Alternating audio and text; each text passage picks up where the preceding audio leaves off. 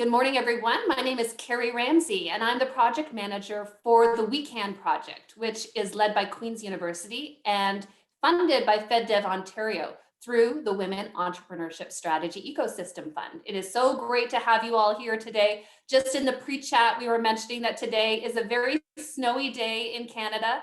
And so if you're watching this on our YouTube channel at some time in the future, I hope that it's sunny where you are, but for today, we're in a snowy February morning and could not be more delighted to be welcoming Lindy today to talk to us about making the leap from hobby to business. And there's so much that's going to be packed into this presentation. Hold on, it's going to be a good one for sure.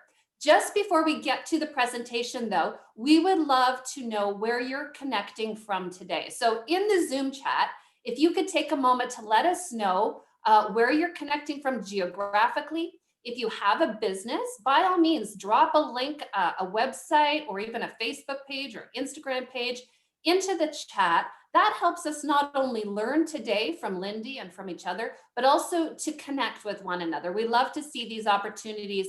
And I do know that there are folks who are joining us today on the call from around the world. So it is just so fantastic that with modern technology, we can sort of bring those barriers down, connect with one another, and see where it takes us. So while you're doing that, I'll take a moment to acknowledge that I am connecting to this workshop from the Bay of Quinte region, which is the traditional Huron, Anishinaabe, and Haudenosaunee territory when it comes to fishing, hunting, and gathering. And I was thinking about the land acknowledgement today that we love to do at the beginning of our presentations. And I was recalling a radio interview that I had just heard a couple of weeks ago, I think it was now. It was on CBC on Jill Deacon's Here and Now. I don't know if anyone listens to Here and Now, but it was a great show. And she was interviewing a young poet, a grade 10 student, actually from Parkdale Collegiate in Toronto. And the student, Jessica Yang, read her poem, which was entitled If Canada Was a Book. And I almost had to pull my car over to the side of the road. It was very emotional, very moving, and it was definitely talking about how Canada's Indigenous peoples have been overlooked in the writing of Canada's history.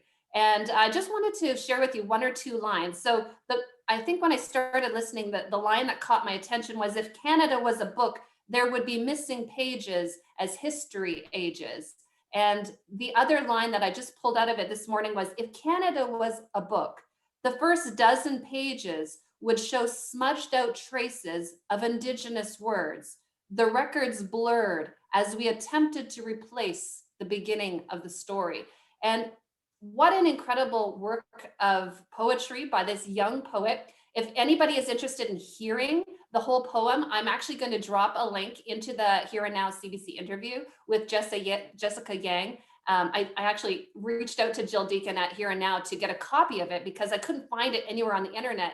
And so I actually have also a copy of the poem. So I've sort of read that to myself as well. Beautiful, beautiful work.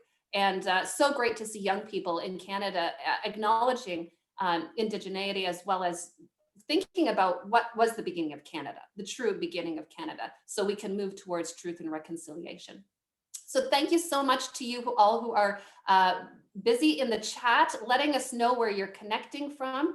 And I want to let you know as well, today's session is being recorded. So I will drop my email into the chat just shortly once Lindy starts. And if anyone would like a copy of the recording of today's workshop, we will be sure to email it to you today. And thank you again so much for joining us. It's an honor and a privilege to connect with you today.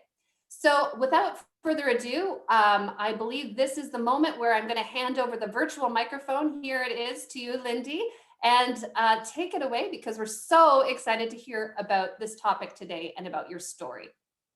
Thanks so much, Carrie, and thank you for that land acknowledgement. I'm calling in from Ottawa this morning, which is the traditional land of the Anishinaabe people. And actually with my company, EssayJack, we're doing a really interesting project overseen by the Ogemawash Tribal Council. And this has to do with helping to digitize Anishinaabe language, which is it's a much larger project, and EssayJack is a small piece of that. So it's very fitting to begin with a nod to First Nations who were here first as well.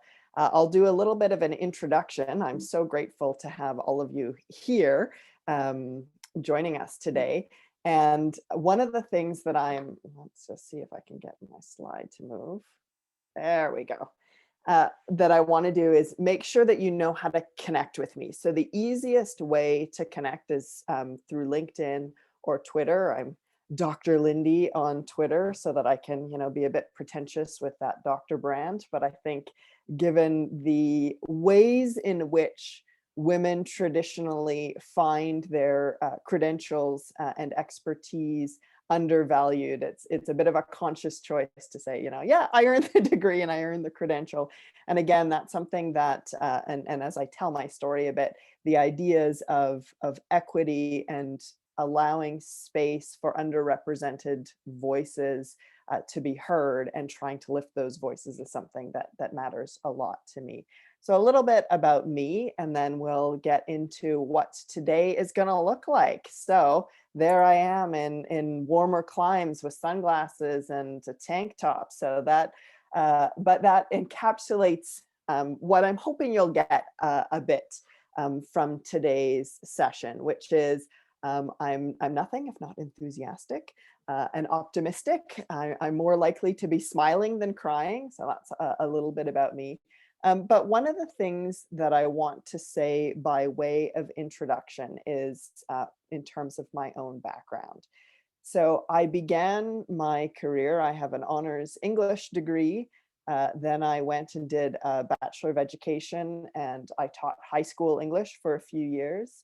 After that, I began to realize that as my students were graduating from high school and going off onto their post-secondary education adventures, I was feeling a little bit jealous, I'll admit it. They were going to interesting universities like Queen's, where Carrie works, other universities across Canada and abroad.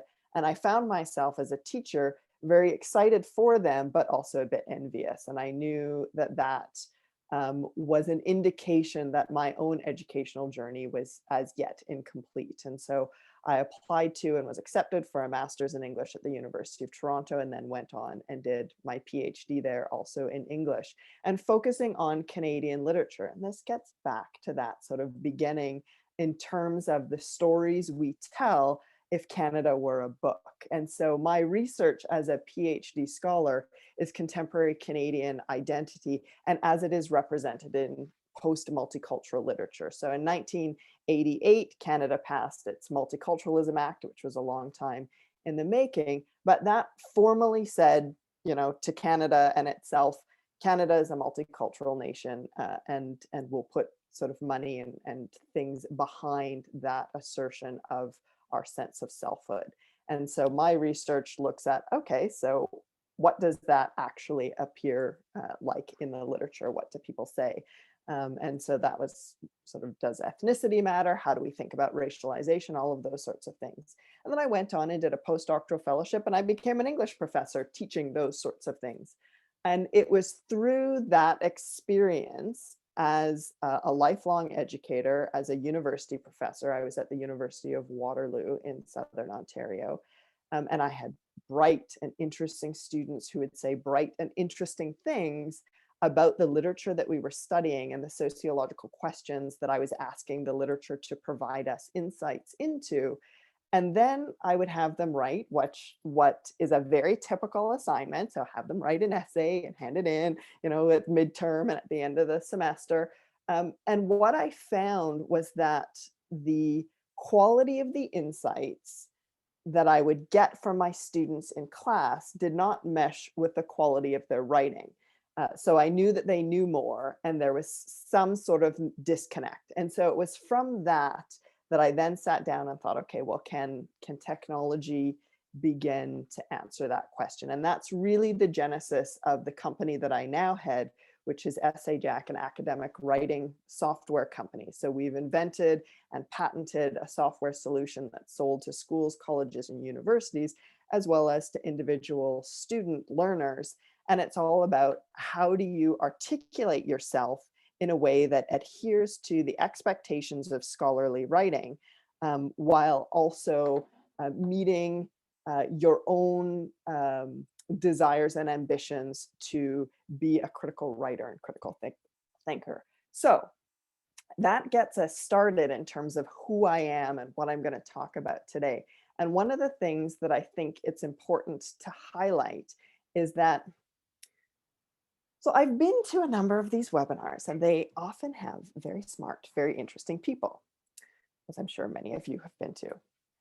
And they often have a lot of training in business and entrepreneurship. So I want to make it very clear that I don't. So I'm an English PhD. My experience of business and the things that I'll talk about today really do come from learning things in the trenches. And so one thing that I think it's important for you to know about me is that I am honest to a fault. So the things that you will hear are very true things. I'm not going to cover things up and make it sound nicer than it actually is, because in fact, starting a business, as many of you will know, and I saw the bios that Carrie shared when you signed up for this webinar, many of you are business owners or are thinking of starting businesses. And if that's the case, then you'll know it's not easy and you make mistakes along the way. And I'm looking forward to being able to share some of those mistakes with you so that you can avoid making them in your own particular journey, or at least learn from them. Again, I do believe that in my experience as a female entrepreneur, I've come upon the need for women to help other women. So typically, and again, I'll be speaking in broad generalizations, but as an English professor, I didn't find gender to be overly relevant in terms of my career progression as a professor. So English as a field is very female dominant. As an English teacher and then professor, there were always sort of women around. And so I felt like, yes, this is great. Then when I got into entrepreneurship, I found that all those things that I had read about old boys clubs and things like that were in fact somewhat true. So I no longer belonged unquestioningly at the table the way that I had felt I had as a professor. And so that was one very early thing to overcome, was a sense of being very unmoored. So as a professor, it's easy, or whatever your career is before you jump into entrepreneurship, it can be easy to say what and who you are to the world at large. So if I could walk, oh, I'm a professor. Nobody asks questions about that. You're a professor. Then when you're starting a business and you're like, well, I don't yet even know if it's a business. I'm inventing a product. Maybe it's a hobby. Maybe it'll make money. You know, that's very unsettling. And so I'll talk a little bit about that kind of unsettling experience going from tenure track to EssayJack. And one of the things that it's important to flag before I begin really diving into the meat and potatoes, so to speak, of what we'll talk about this morning, is that sense. So again, I'm no Ernest Hemingway, but I am a lover of books and a lover of words. And this idea that if you can tell something very true, it will mean many things. And so while I don't necessarily have years and years of business training, a Harvard MBA, any of those kinds of qualifications, what I have is my story. And my story is a story that I can tell, and I can tell it truthfully and honestly. And my hope is that it will mean many things for each of you, so that you can take bits of my story and apply it to your own life. You can take bits of my advice, bits of my mistakes, bits of my guidance, and have it mean many things. So from a methodological perspective, that's what we're going to do today. We're going to go on a bit of a journey, and I'm going to tell my story in 5 chapters. So this first chapter is really that beginning. So get to know me a little bit. The second chapter is going to talk about when you're developing a product. And you will think about that in terms of the products that are at the core of your own businesses. And I will tell it in terms of the EssayJack product and some of the things to flag along the way. Chapter 3 will probably be the biggest chapter. It always happens in the middle. And that's going to be talking about sort of the market and marketing, because I think no matter what your business is, thinking about marketing and sales is going to be the biggest thing to get you from, you know, a product out into having a business that has legs. Chapter 4, we're going to have some truth talk about money, and how you think about money in a business context. And then at the end, we'll talk about an exit. So what is the final stage, the closing chapter of a business, and how do you think about that? And so as I have some broader lessons that hopefully will bubble to the surface as we go through those 5 chapters, it will really be my story. And at the end of each chapter, of course, I'll stop, so that if you have questions about product or marketing or money or exit, you can ask those questions either out loud or in the chat, and Carrie's going to monitor the chat for me. And then at the end, we'll also have a chance for broader questions, or if you didn't get a chance in the middle to ask the question, or you didn't think of it in the middle, you can certainly have more questions at the end. So as a plan, does that make sense? Any questions now before we embark on this storytelling journey? All right, we are good to go. So let's start with the product. So as I was leaving my job as an English professor to sort of say, okay, what's next? How can I create something that goes beyond what I can do in the classroom? So I know as an English professor, I can teach my students how to write. I can get them from A to B, and I could have a whole career in which I would teach my students how to write. But if I do that, number one, there are all kinds of equity issues at play. So there's tons of studies that suggest that if you speak English at home, if your parents have university degrees, you're in a better off position when it comes to your post-secondary education achievements versus somebody who doesn't have those benefits. And so for me, who cares about equity, about trying to allow for the best voices to come forward, I thought technology was a way we could try to build something a little bit more at scale than just the luck of the draw for students to have a good teacher. And so this gets you to thinking about the product. Now, there are 2 ways to think about the businesses that you might be developing. For those of you, you feel free to take notes, ask questions. I'll do lots of talking with my hands, and the visuals are really there to sort of give you something to sort of concretize what I'm saying, but it's up to you to decide which lessons you want to take from it, what things you want to take notes of. So the first way to start thinking about your business or your business idea, if you're at the very early stages, is of course to think about the product. So in my case, I'm a big book nerd and I like writing and I like teaching. And so it was very clear to me that the product that I was going to create, that was emerging from my commitment to equity and education for all, was going to be a product in the writing space. That's what I know and that's what I love. Another way to think about the product you're developing for your business is your product might be a service. So for instance, in my case, instead of saying, oh, I'm going to quit my job as a professor and I'm going to get into technology, I could have said, I'm going to quit my job as a professor and I'm going to start my own consulting business. And I'm going to teach writing on the side to people. I'll try to create a business that is a service-based business. And those are kind of the 2. And obviously, they intermingle quite a lot. So often, if you have a product, you also have attendant services. And if you have services, eventually you may have products. Could be ebooks, could be a series of webinars, could be a variety of things. But that's something that it's helpful for you as you start your business to really know, are you going to be a product-based business or a service-based business? Because there are different decisions that you'll make along the way, depending on which case it is. So if you are creating, for instance, a service-based business, the kinds of questions you have about branding and scalability are different because you're thinking about, okay, is this brand me? And am I going to be a sole proprietor and I'll just hang my shingle out there and sell my services? Or do I ultimately want to grow a service-based business and have other people come on board, in which case the brand has to go beyond simply me. It can't be, Dr. Lindy's consulting business if I intend to hire other people to deliver that service.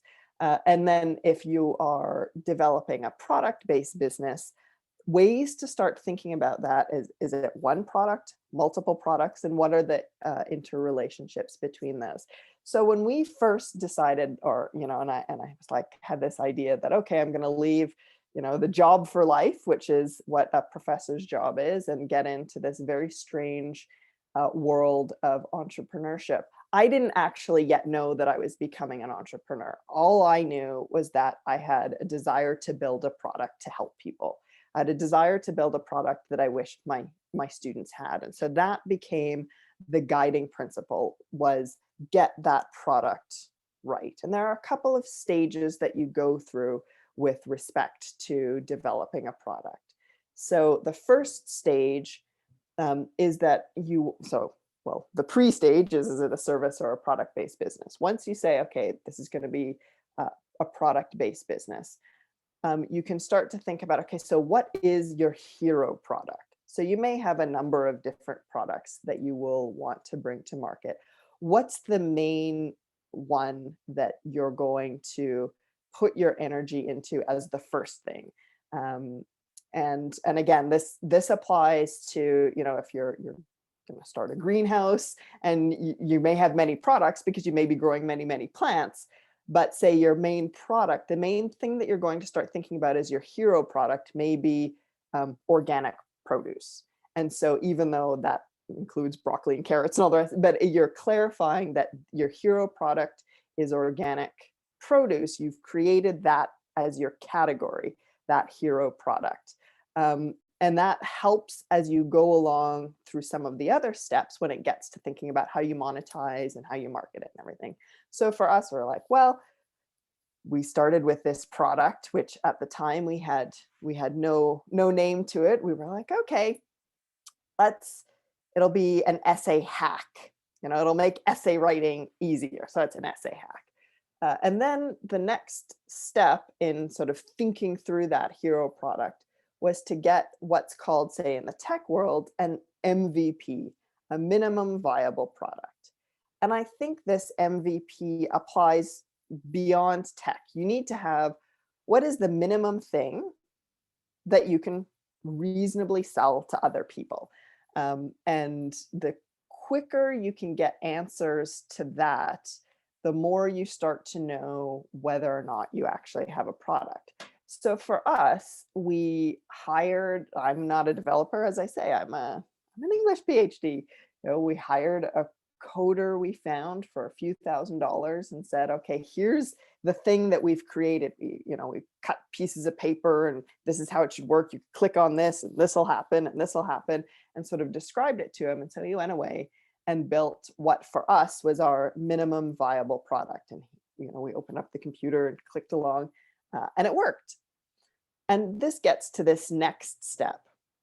Once you have a minimum viable product, and it could be a technological product, it could be you're developing shoes and you've got your prototype of your really great stiletto shoe that's going to change the world and make somehow wearing heels more comfortable for women, which would be a fantastic product, by the way. But whatever your passion product is, you want to get that prototype or that minimum viable product out there. And this gets to that next step, which is testing it. So obviously the EssayJack, or at that early stage, we were still calling it the essay hack. The essay hack minimum viable product, obviously it worked for me because it came out of my brain. So when I sat down and clicked things, it worked. Then I needed to test it. And so in the early days, you'll find that that's where you need to deploy some of your relationship equity, because you're going to be asking people for their feedback on things. So that means it might be your work colleagues, your family and friends. And then if you are lucky enough to have a broader network, whether that you're a YouTube star and you have a really great reach that way, or you had another business and you still have contact information from other people and you can reach out to people that way. However you're going to begin testing, you want a community of real live users to give you their feedback on that early product as a way to begin understanding whether you've got a thing that can become a business or whether you've created a really nifty thing that will be your hobby on the side. So for me, at that early stage, I had no idea that that early EssayJack thing would then become a business. Like maybe it was just going to be a website that we would link to and students could access and they could write. Or maybe it would be nothing. Maybe we'd show it to people and they would think it was a neat idea that we had come up with, and that was it. It was going to stop there. So we got into a school where we were able to use EssayJack in all of the grade 8 classes with the grade 11s and the grade 12. So it was about 200 students in total, as well as the teachers and the administrators at that particular school. And that's where from them, we ended up morphing the name from EssayJack to EssayJack, partly because we liked the sound of EssayJack, and then EssayJack flowed naturally from that. But also with those students, those early 13-year-olds, as they were going through that very early, what we call our alpha product, that MVP, one of the things that EssayJack, the platform, asks of writers is, what's your evidence? How are you going to convince me of your argument? Which is one of the things that's often missing in academic writing, or one of the things that is difficult for student writers to really find out where and how to create that argument. And then while we were doing this focus group testing, and I was in there teaching these grade 8s, how to write, and we were using EssayJack and in the classroom, and then we broke them down so they could work on their own writing assignments, and they were turning to each other saying, what kind of evidence does Jack want you to get? What are you telling Jack now? And it started to have a life of its own. And so that was that early indication that students who weren't me could use it, could make sense of it, and could understand the rhetorical strategies that we were trying to get at play. So they could understand that we were trying to create a product that would guide them through writing, that it would use interrogative prompts that would always keep in mind that they're writing for an audience. So those sorts of things. Then I had the opportunity to get a broader audience. I did a TEDx talk on education, and that was the first time I even mentioned EssayJack. And that was, again, it was partly in the theme of the talk, which was about lighting your creative spark in education, which again is something I'm passionate about. As you can probably tell, I'm waving my hands all over the place. Education and being able to share things is one of my passions.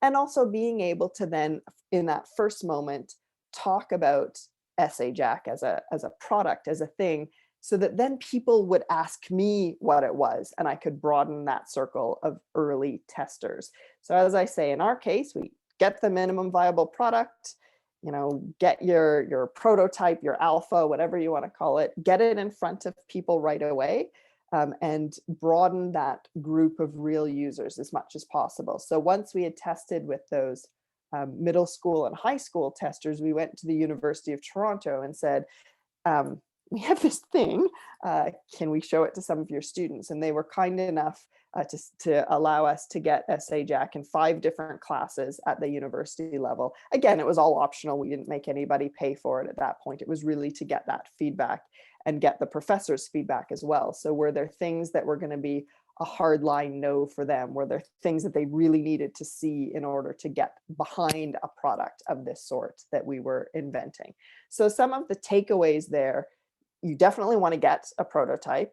You definitely want to get it in front of the types of users you think will be your ultimate purchasers. So for us, as I say, it was students and educators. So even though I showed EssayJack to my mom, my mom is never going to be an ideal purchaser for the product. So the fact that she thought it was great and thinks I'm great isn't the kind of helpful feedback you need when you're kind of on this particular journey. And as I say, I still didn't know I was building a business, but I knew that I was building a product, and we would see where this product was going to take us. So I'm going to pause here for a moment and see if there are questions about products and how you get a product done, and then how do you start testing a product, even if you don't yet know that you're building a business. We'll just pause for a moment in case anyone wants to write a question in the Zoom chat. I'm going to monitor that for Lindy. We'll give you guys a moment to do that. And while they're doing that, Lindy, I see your TEDx talk. Is that, was that Inniskillen? Is that what that stands for? No, it's the International School of Kuala Lumpur. So I was actually, when you, at the beginning, I was trying to read that, I'm like, what is that? When you were saying that you need the 4 seasons, I was going to jump in and say I lived for a number of years in Kuala Lumpur, Malaysia, which is at the equator, and so it's hot followed by hot followed by hot. That's what the 4 seasons are. And I loved it. I absolutely loved not having winter. So. All right, you do have a few questions here. Did you modify the product? Oh, we've got to go back up. As a result of the trial? Absolutely. So, and that's a really, really great question. And I thank you for asking that, because one of the things about sort of the early kind of minimum viable product or prototype is that you have to, at that point, recognize that then what's going to drive the rest of the development is feedback from your potential customers. So you may have the idea for the thing, whether it's great shoes or organic produce or software for writing, but then it's got to be driven by the people you will ultimately want to sell to. And they can provide that feedback in a number of ways. So one typical way is, you have a focus group and you ask questions. Others, you can have surveys. And other ways, and this is something that we did as well. So we decided there were 3 things we wanted to know, does EssayJack do? So does it make writing faster for students? Does it actually improve their grades, or is it just a kind of quirky gimmick?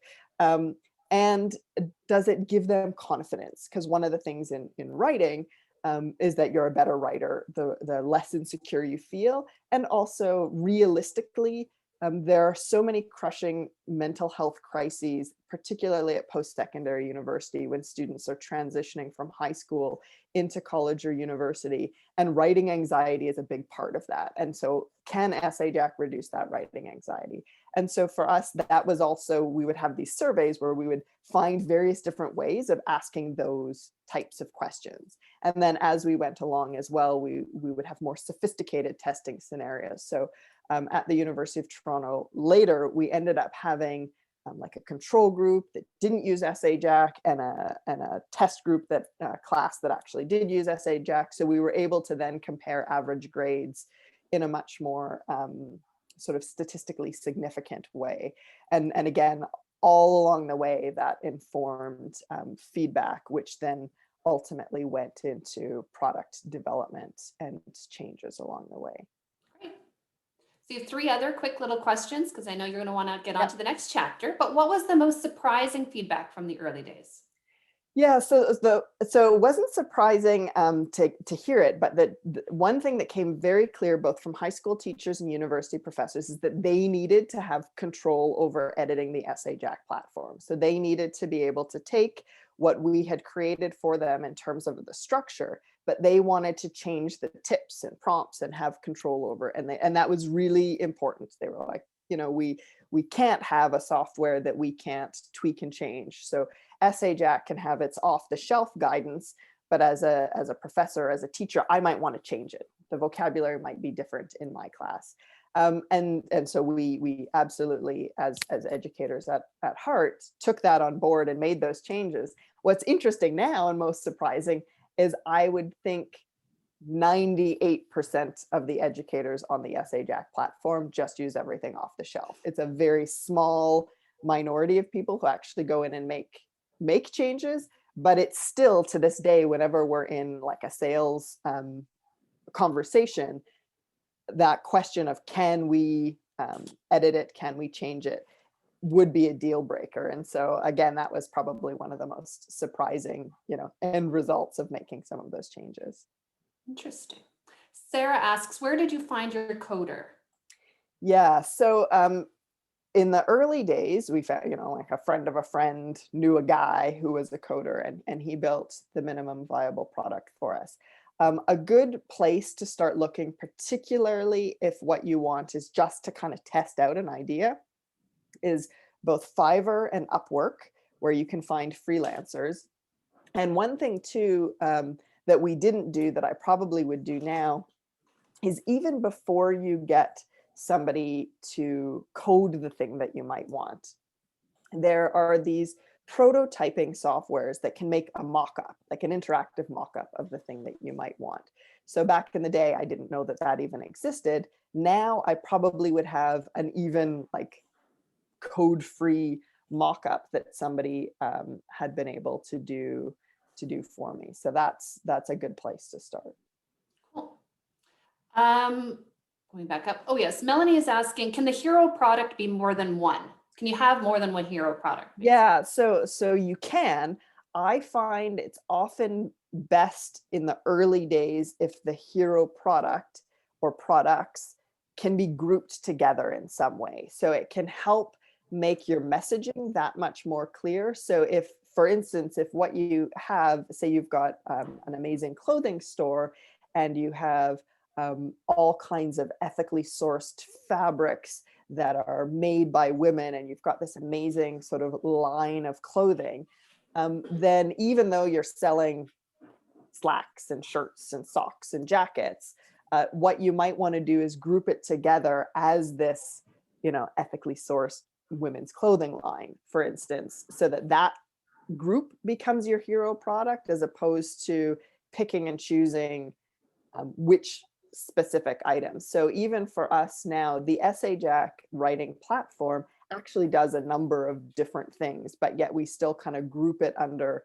the academic writing software platform, even though you can get feedback and you can pre-structure essays and you can, interact and do peer review and all of those kinds of things. We kind of group it together. So that would be my advice on multiple versus singular products. Good advice. I'm mindful of the time, so I'm just going to stick to the next two questions, and then the rest will come to at the end, if that's okay. Yep. So Susan asks, how did you handle marketing research? Is that going to be a part of this next section? I'm gonna say. All right, hold on to that thought, Susan. We'll hang on to that, and we'll get. She's asking about budget as well, so hopefully you'll cover the marketing budget part. But Margaret also asked, have you expanded and moved down to skill development at a lower level? How about a tool focusing on being a better reader? Yeah, so that's it's a really good question, and it also gets, I think, at its core, at trying to focus your product. So EssayJack at this point, is focused on academic writing for high school, college, and university students, and for teaching academic writing in those contexts. It is, let me tell you, infinitely expandable, both down into the lower grades in terms of skill development, still in the writing space, so for writing sentences and paragraphs, but also getting into professional writing. So that's just in the writing. Then if we get into reading comprehension, and then if we move outside of sort of the reading and writing, we're still just talking about English language. So then we can get into all kinds of other languages. However, one of the things that you'll find when you start a business or start developing a product is there's this thing called feature creep. So you have to be able to determine what is your hero product, what are the core features of your hero product, how do you stay focused on that, while still evaluating meaningful feedback that comes in, but not getting distracted by the various other opportunities that will present themselves to you. So if you are creating the greatest line of stiletto heels, or organic produce, or ethically sourced women's clothing, or educational software, or any other sort of product or business that you're developing, know what is the core thing that is not to change, and then take in the feedback and make revisions to those sorts of things along the way, but try not to get distracted, at least until you have far more money. So if money were no object, absolutely, we would be into writing comprehension, early years, professional, but for now, we're still just driving this niche. And that's actually a good segue. So to talk about niches gets us into marketing. And marketing, as I say, I'll spend a little bit more time here, and then we'll whip through some of the other ones as we're mindful of time. But marketing is the biggest, because ultimately you want to test your market, you want to grow your market, you want to figure out how to market, you want to think about budgets, and there are a few things to start. So early on, again, we took our very early minimum viable product and weaseled our way in to talk to the head of an EdTech company based here in Ottawa. And again, it was like we knew somebody who knew somebody who knew somebody who was like, hey, this guy has an educational software company, go and talk to him. And we were lucky enough to get in the door. And ultimately what he said is like, okay, what you have here is great. It's kind of rough. You're going to need to rebuild it. And what is going to be the biggest test is whether somebody's going to open up their wallet and pay for the thing that you've created. And so that became the next test for us as we were developing the product. So we said, okay, we have this minimum viable product. We've now tested it with these high school students and these university students. We've collected feedback. We've decided, we did like an 80-page brief of how it would change. And we, allocated some money to build what was then going to be the beta product, the product which we could go more broadly to market with and actually charge people for. And that the big test we wanted once we went to market with it was, would somebody actually pay for this beta product? Would they open their wallet for it? And so for us, the place to begin is to think about marketing in these two categories. There's traditional marketing, and so that's flyers that you stick on telephone poles in your neighborhood. That's email marketing campaigns that you send out to people and try to lure them to buy your thing. That could be TV ads, any of those sorts of traditional ways of marketing your product or your business. And then there's social media marketing. And one of the things, especially in the early days, is that so the social media piece is free, and it's good to build up your community of potential purchasers, partners, and just that entire community of people interested in your business without paying for anything. So again, this gets to that question that you were sort of hinting at, Carrie, which is sort of how do you then allocate budget? So in my view, first, you don't necessarily want to spend a bunch of money on digital marketing and social media marketing until you've figured out how to get some of that organic traffic.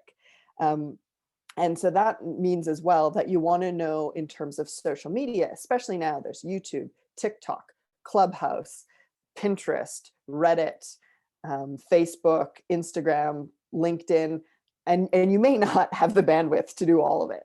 So what you'll want to identify are what are the one or two places where your potential clients, customers, partners, whoever it is who's going to pay for the thing that you've created, where do they live online? So if you're, so in our case, we're like, well, realistically, teachers and parents, they're still very much on Facebook. So we want to, engage in some of those education groups on Facebook and see what people have to say, and also see what the chatter is, see what their concerns are, see how they talk about the problem that we're trying to solve. And then, well, and from a business perspective, we need to at least have some visibility on LinkedIn, but LinkedIn will probably be more me, it's more personal as opposed to EssayJack's potential brand. Those are some of the things that we sort of figured out along the way. And we struggle very much with Instagram because EssayJack, and even you're seeing from this presentation, it's a very writing heavy platform. My happy place is with a book with words. So from the top all the way down, we're a very word heavy company, and Instagram is a very visual place.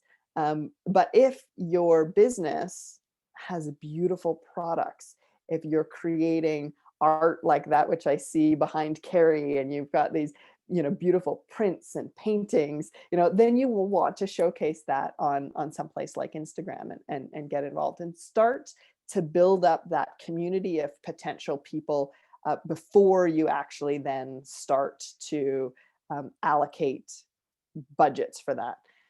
So then, as you say, you've got your product, you've started sort of testing the product, you've registered a domain name for a really great, instead of EssayHack, you've morphed into EssayJack, and you've registered your domain name, and you got your social media presence, and you start to then see how that social media presence can allow you to grow your reach at very no cost, aside from the cost of your time. And we'll talk a little bit about how you allocate your own personal time costs. But at this point, it's sort of sweat equity as opposed to costs. And so once you've started to say, just as you've identified your hero product and kind of narrowed it down, you also want to identify the platforms where your hero product is going to resonate the most. And a quick way of doing that is you can certainly try all of the various social media platforms and just see which has the quickest pickup. Where do you get users and chatter the most? And even in terms of your own relationship equity, if you have for instance, if you are a YouTube star and you have a great YouTube following, then start there, because it's a ready-made audience, even if that ready-made audience is there for something else. I mean, maybe you were a famous singer and now you're getting into painting, transition that audience that loved you as a singer into loving your visual art, and try to capture those end users that way. And here's a good way, again, to start building up that community of clients, customers, what then become known as leads and prospects, and filling your sales funnel. And these are all of the sort of technical terms that you may encounter along the way, which meant nothing to me. But what did make sense to me was that I was wanting to build up a community of people who were interested in EssayJack and who would ultimately pay for it. And I came upon this very handy sort of rule of thirds for social marketing. And one is engage. So, and this is hard to do because it requires you to allocate some of your time and energy. And as any of you who are starting a business, you will know that time and energy are in short supply. But it is worth it to allocate, even if it's half an hour to an hour every day, but just to get on the damn phone and to check your social channels and try to engage with people, because people, they like to know that they're being heard, and they like to be validated. And also it's a way for you to know what people care about in your space. So for me, I learn a ton, and I've been lucky enough to have all kinds of people on Twitter and LinkedIn who are interested, even just in my story from becoming an academic to getting into tech startup land. And I would have never known that that was interesting to anybody ever. I would just have thought, well, this is my own sort of weird, quirky journey that I've been on. And then you find that actually people are curious about how you start a business, and that has even laid the foundation for me to be talking to you today. And that's something that comes out of starting to listen and engage with that community of people who care about writing, but they also care about other things. They care about professional trajectories and things that I wouldn't have necessarily known had I not been engaging with people online. Then the second piece in this sort of rule for social marketing, and again, this is very cost effective, is to create original content. So again, there are tools out there. So whether you're just using your phone to create little videos, Canva is a really good online design. You can make all kinds of images using their templates, and you can use the free version. And so whatever, again, if you have really visually beautiful things that you're trying to sell, certainly take great photos of that and start to create some of that original content. and then sharing industry news or interesting stories. So that's, you're not only engaging with people in your online community and starting to then build up, because each member of your online community has their own community and their own and their own and their own, and it can grow exponentially. But you also, and this goes back to researching the market. So as you're researching the market, so for me, it was like, so has anybody ever created an academic writing platform? Is this just a thing that I concocted out of my head, but somebody else has done it and done it better? So as I'm researching writing, English language writing, academic writing, software, and sort of becoming familiar with that landscape of what other tools are out there, at what niches, so what applies to elementary school kids and middle school kids and up to those sort of high school and early college and university students, what applies to graduate students, where do we fit? While I'm doing all of that research by Googling and finding out what's out there, I'm also coming upon really interesting stories. So interesting products, interesting insights, interesting articles that other people have written, and I can then share that and add value to my community. So that as a person on social media, where it doesn't come naturally to me, it's things that I've had to learn, I'll now have people say like, oh, you have really good, interesting content that you share on LinkedIn. I'm like, what? That's amazing. Because I'm just figuring it out as I go along. But what is interesting to me as I've been researching the market and figuring out various trends, I can share with other people, and it'll be interesting to them. And then that also helps to curate that community of people who will then become your customers, your clients, your partners, maybe your champions, maybe your influencers. Maybe you're lucky enough to connect with somebody who has a much bigger following than you do, and it will be through that that you get a great partnership. And so this is where I'll tell a little story. So I had, through my social media interaction, somebody was like, oh, you should really tell your from tenure track to EssayJack story. Can you write about it? So I wrote a little guest blog post for one of the university publications, and it's a Women University of Venus is the publication. And it was another female English PhD who at the time was a senior editor for Nelson, the Canadian education company. And she read that article, called me up and said, you know what, Nelson is looking for software partners. We're going through a corporate restructuring, and I think I'd like to find out what EssayJack is all about. And that was very early. We had a very shaky beta product that had, maybe 1,000 people paying for it. And then suddenly we had a national partner come on board, and it was a long and involved process, but that gave us an infusion of capital. So we didn't have to go to investors right away. It gave us reach to a number of other users across Canada, because they then started selling EssayJack in schools, colleges, and universities for us. And then it also allowed us to learn about the business.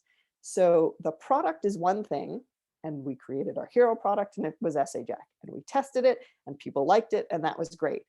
But then there's the actual business of education. So how do budgets work? Who buys? What are the price points? These were entirely different from developing the product and finding out if people want it. This now gets into the how do people do business in your industry? And one of the things that I learned very quickly is that as the person who's built the product and may be building a business at this point, I still was on the fence about whether or not this was a business, but you can't really change the way buyers buy.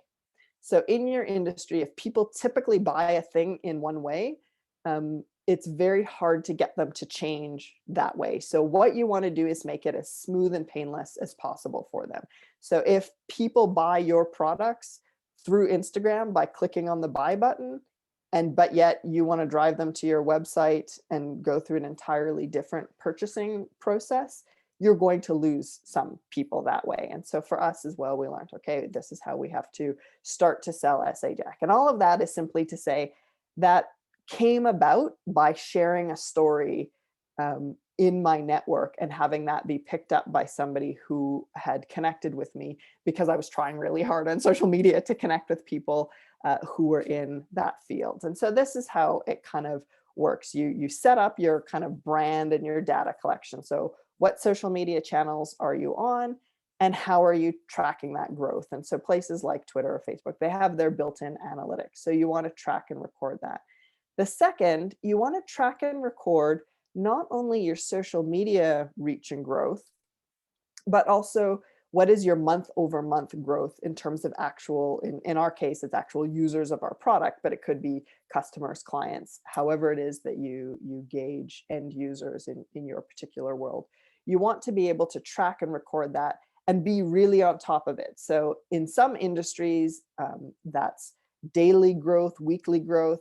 In ours, in education, it kind of has cycles. So people are writing more at different times of the year. So we knew we had to kind of last. So then we would have not only month over month growth, because let me tell you, July is going to have far fewer writers than June, no matter what, unless something changes.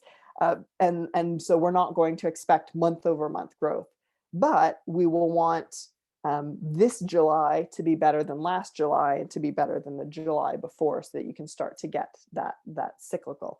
And then step 3 is when you really start to analyze that return on investment.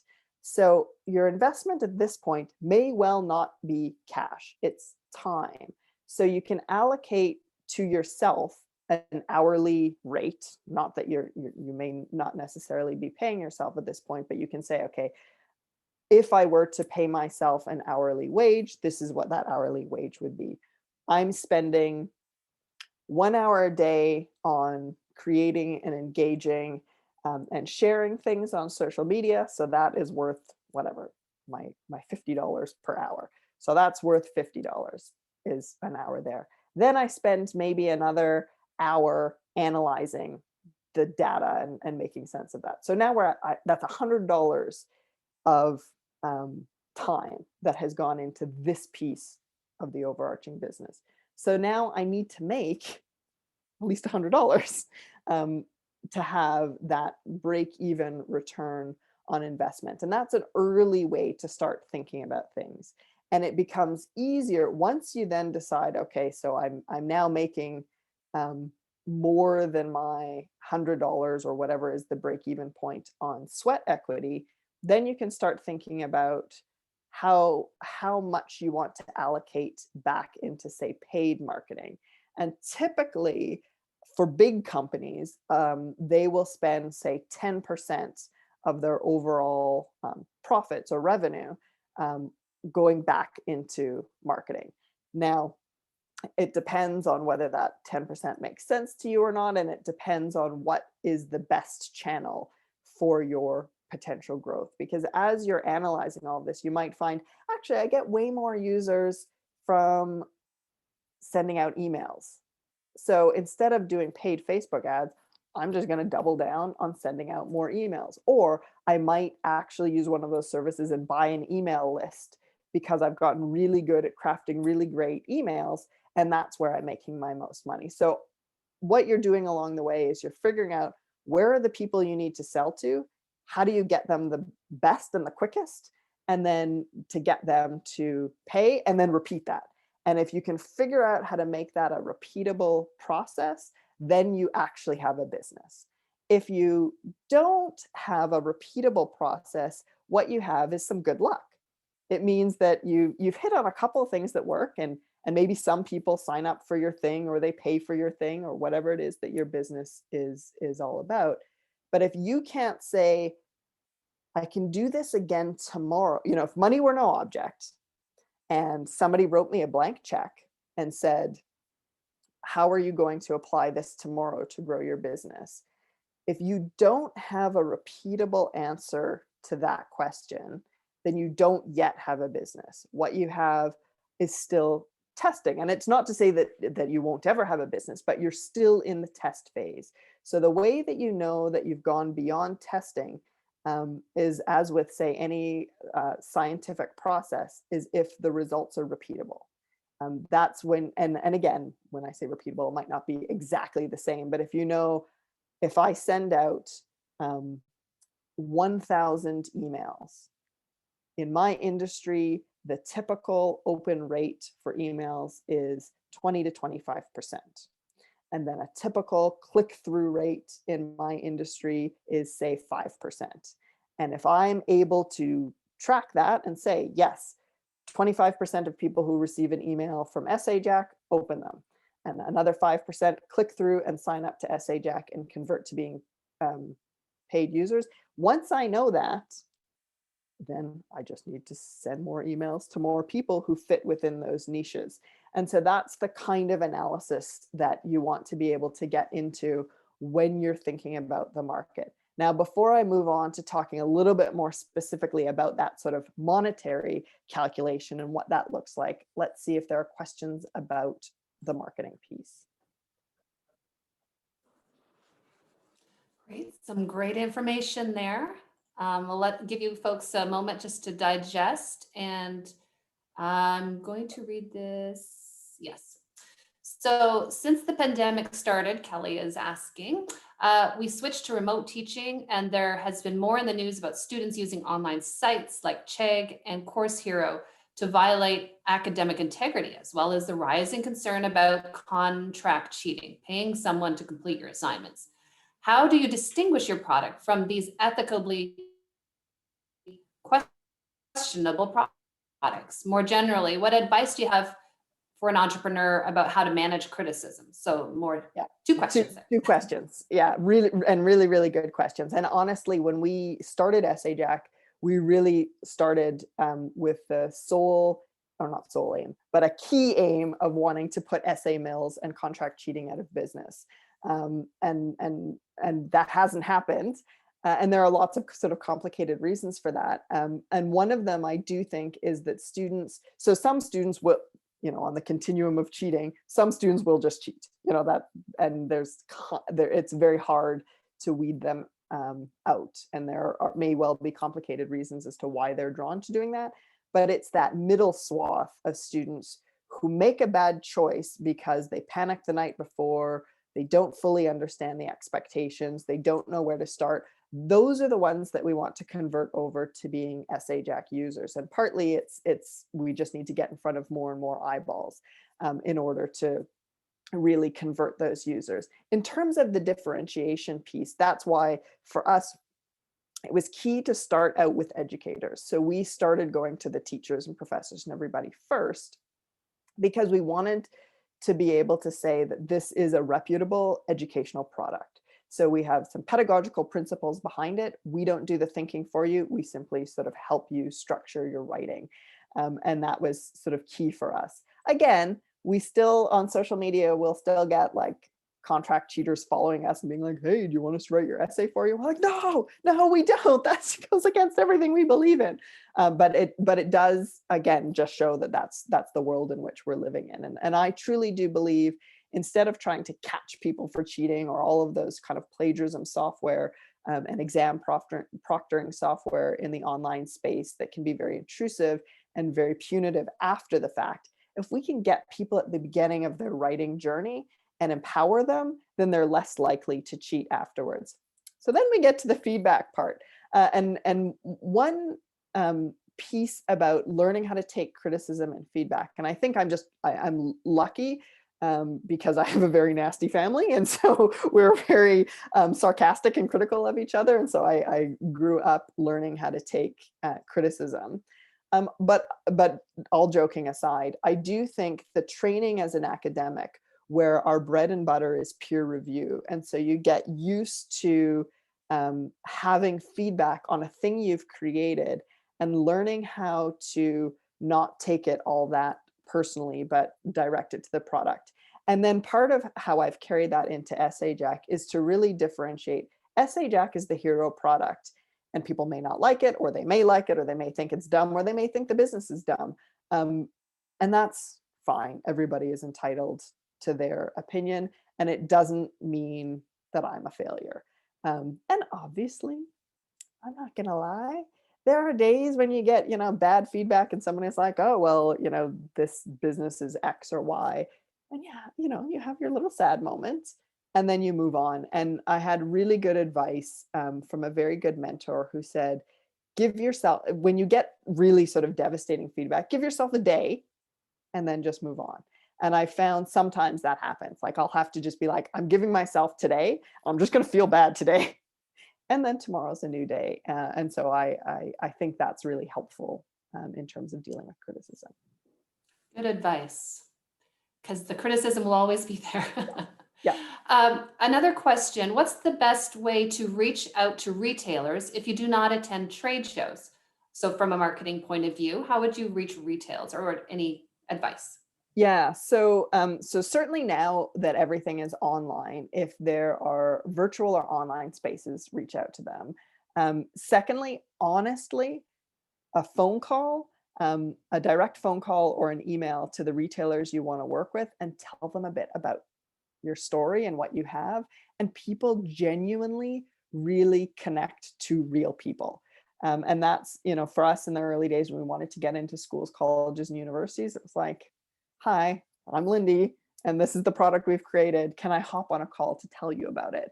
And often people would, or so I would say if you can research a list of retailers you're interested in working with, and get phone numbers and ideally names for people or email addresses, that personal touch goes a long way. Yes, and Paula's saying always have a catalog with you when approaching retailers. So, Yeah, or yeah, a link, like if you're reaching out as yeah. well. And I just made a note about LinkedIn. If a lot of websites don't list, who should you contact to get your product? Well, LinkedIn might possibly have some resources for you as you get better at LinkedIn. So let me just see. I think we're good to move on, Lindy. Okay, great. So we'll kind of whip through chapters 4 and 5. So chapter 4 is about money. And the reason I say we'll whip through it is because this is where, depending on your business, it'll be really different. So there are just vast differences in the kind of cost structure depending on a business. However, there are a few things that will remain the same that you want to be able to analyze and get on top of. So one is how many particularly now in COVID, where so much, even if your business is typically an in-person business, no doubt it has had to move in some form or another into a hybrid space or online. So how, and even if it is still an in-person business, how many people, so how many views of your site or how many people walking into your shop do you need in order to then convert to paying customers to break even? And so the more refined you can get on that data, so I can now say, that if X number of people go to the right people go to the EssayJack website, this amount will convert to being free trial users. And from that free trial, this amount will convert to being paying users. So that means I just know if I increase the number of eyeballs to the website, it will increase the number of paying users. And again, assuming that it's the right eyeballs. If I drive, a whole bunch of German speakers to the website, I wouldn't be surprised that they wouldn't then convert to being EssayJack users because it is still an English language website.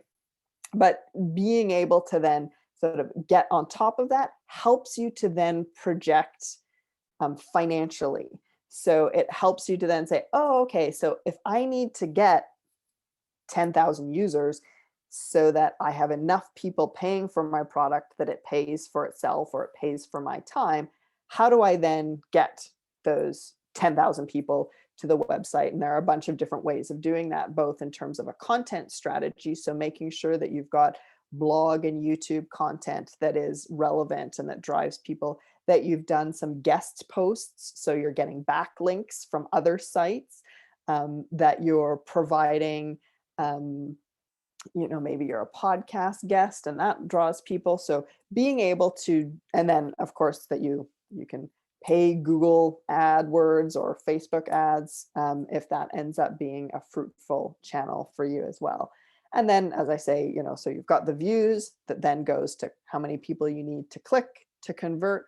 And then another way of growing that user base is to incentivize sharing, so to incentivize other people to tell other people about it. And there are different ways you can do that. So if you have a software platform, you can have it built right in so that you can, click here and share on social or whatever the case may be. But you can also run campaigns. So you can, to your email list of clients, you can say, hey, get 10 more people to sign up and you'll get X for free, whatever the case may be. So that again incentivizes getting your users who already care about the thing that you've created to bring on more people like them, which can be really helpful. And then that final metric in terms of the money piece in the EssayJack world or in software as a service is this question of churn. And that's so if somebody signs up for your software and they're a monthly user, what percentage churns, what percentage of them then cancels, and when do they cancel?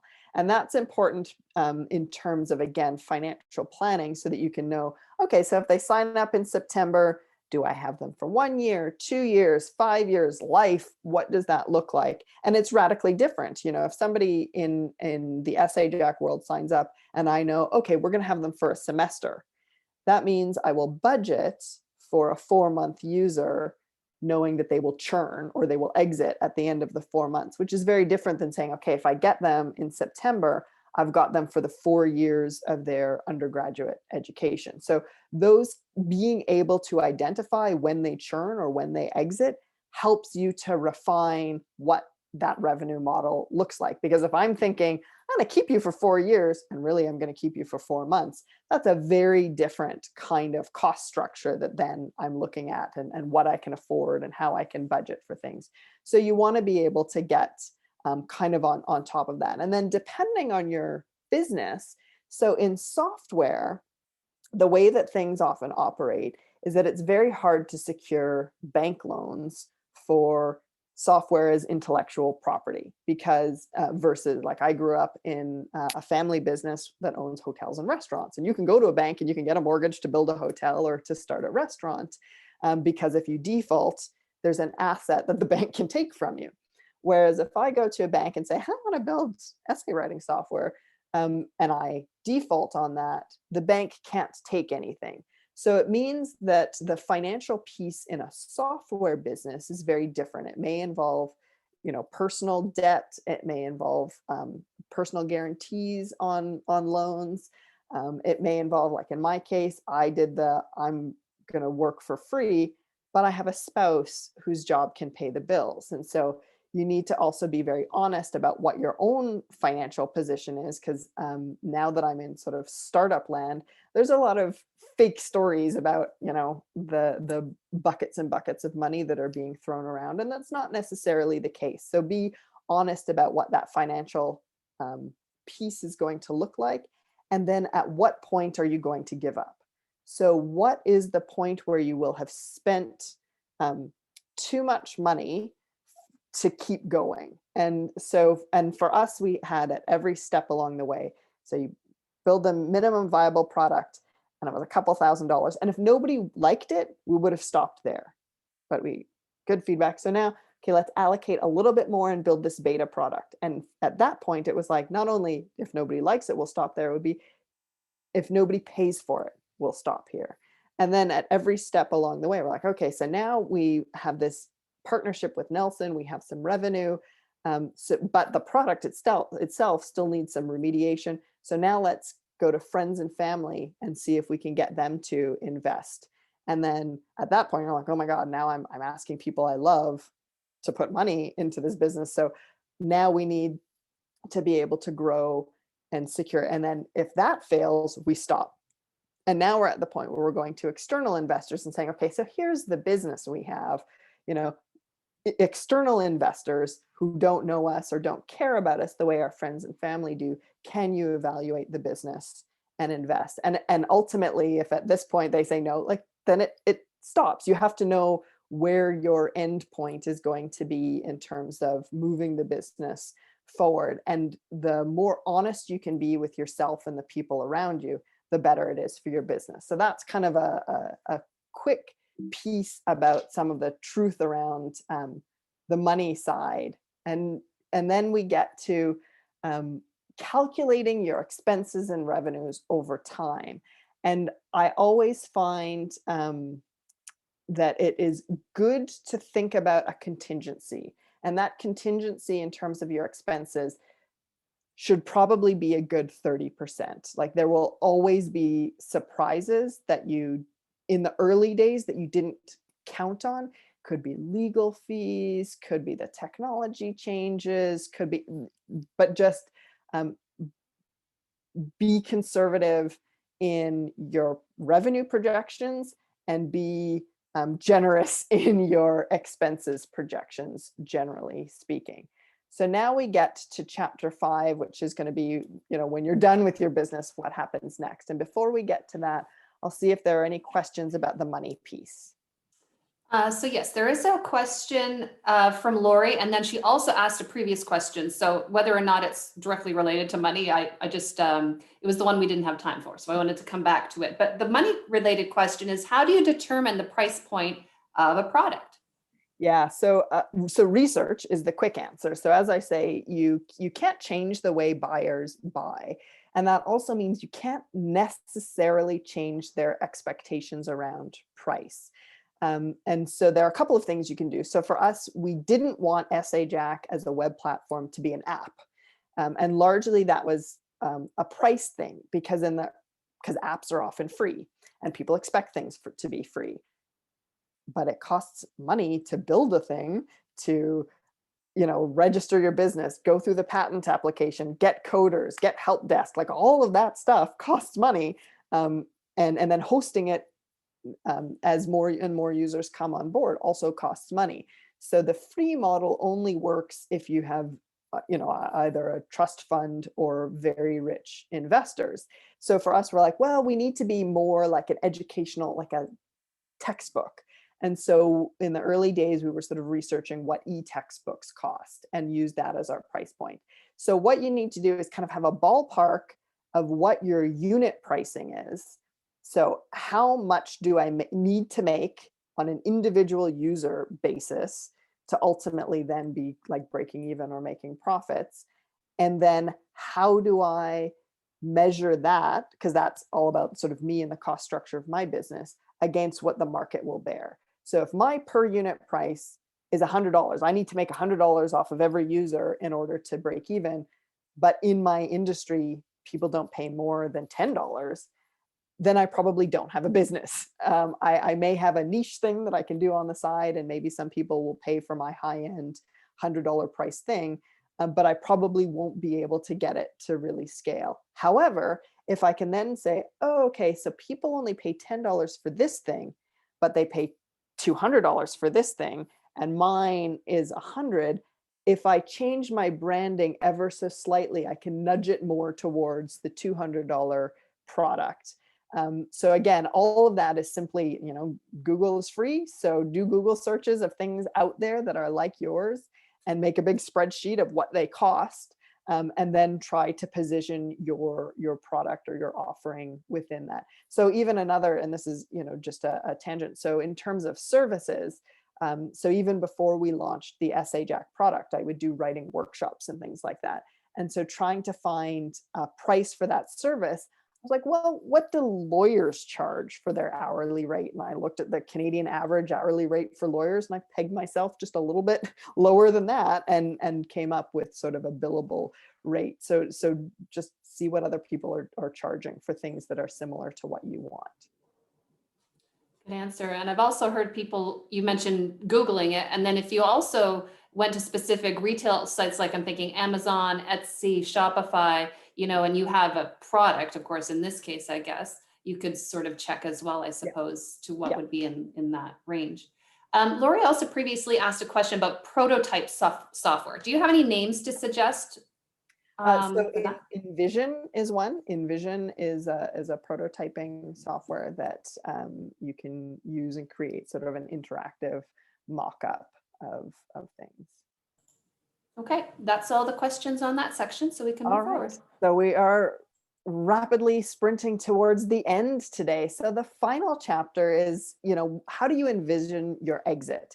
And the reason I mention this now, even though, today's workshop is really just about like getting started, is that the way you envision the end of your business impacts some of the decisions you make at the beginning of your business. And so when we first started with EssayJack, our lawyer used this term. She said, well, is this a lifestyle business or is this an investable business? I was like, I don't even know what those terms mean. And what she meant was not lifestyle business as in, is this sort of an Instagram worthy lifestyle blog, but is this a lifestyle business as in you will do this business for the entire duration of your working career, and you will have modest returns. So you will have, some kind of profit margin that you can live with. And your business is kind of the money machine that drives and pays for your life. And which is perfectly reasonable. But that's very different than, say, if you are like, no, I want to get into tech. Tech is great and tech is amazing. And if you're in tech, then you'll be thinking, is your business a venture capital investable business? And what venture capitalists want to see is, can your business reasonably become $100 million business? That's the kind of metric that they're looking for. And so if you're, and again, this was a really hard one for me to come to terms with, because I was always thinking, well, we have a product, it's valuable, let's sell the product to people, and hopefully it'll reach as many people and the world can be a smarter place, one essay at a time. Why do I have to think about, whether or not investors are going to be happy? Who cares about investors? I care about writers and making the world a better place. But then we really had to say, okay, yeah, but if we want to really grow this business and get as many eyeballs as possible, we have to start thinking about the kind of metrics that investors are interested in. So just as I said, you can't change the way people buy. You also can't change the way investors think. You can get them excited about your product, but you can't necessarily say, look, I know you're looking for this, 10x return on your investment, but our business doesn't work that way. Our business, works some slightly different way, because they have their own metrics of their business that they have to make sure that they're meeting. And so again, that's if you're getting into the tech world and you want to start pitching your business to investors, you need to be thinking at scale. How do you communicate that your business really can reach the world? And then the third piece is, maybe you want to sell your business. Maybe you want to run it for 5 to 10 years and then you want it to be acquired. And so for that, what you'll need to do is show 3 to 5 years of recurring profits. So anybody who wants to buy your business, while your product may be the hero product that got it started, they will want to buy a business that they know can continue on without you. So you have a methodology that works. We drive X number of viewers to our site. This many of them will buy our thing, and this is the margin that we have. And once you can demonstrate that kind of predictability over a span of time, then you're able to be a purchasable business. Your business, somebody will say, okay, yeah, I can see how we could do that, and be interested in buying the business. So those are the kind of 3 ways to think about your business and your business's end story through it all, and then how you along the way are tracking things and talking about it. So if your business is going to be your business and you want to run it forever, then you can make different decisions. You don't have to start engaging on social media with investors. You want to focus on your community. Whereas if you're saying, yeah, I'm going to get into tech hard, then you probably want to start joining accelerators and getting into the tech world. If you're saying, I think I have 5 years in me on this business and then I need to sell it because I want to have kids and get on with the rest of life, then you need to say, okay, so this is what I have to achieve within those 5 years in terms of revenue projections, because that's what people will look at in terms of an acquisition of your business in 5 years. So this gets us to sort of the end, and then we'll open it up for questions. So I've told you along the way my story from tenure track to EssayJack and some of the pitfalls along the way. the product, the EssayJack product we built and rebuilt and rebuilt. Marketing, how you think about researching your marketing, and that should say the best path to your market. The money. So what is your financial position? How do you slice and dice it in terms of revenues and expenses, given the state and the nature of your business? And then ultimately, what do you want your business to do for you? And how do you put the things in place today so that that is possible in the future? And with that, I will put my contact information here so that you can find me. That should say Dr. Lindy. Sorry, I didn't use EssayJack, didn't typo. So that's Lindy, Dr. Lindy. And then you can find me on LinkedIn, and of course, EssayJack online are all the ways where I am easily accessible. And if we don't get to all your questions, I'm happy to answer them offline for sure. That's awesome. Christina has given you an A+ in the chat, so well done. And I'm going to hit the pause, actually the stop record button, just in terms of timing for the closed captioning, which we submit to our professional company. So I'm just going to hit that, and I will thank you before I do that. Thank you so much, Lindy, and to all who have joined us today. It has been a real treat. Thank you so much. Oh, thank you. Thank you.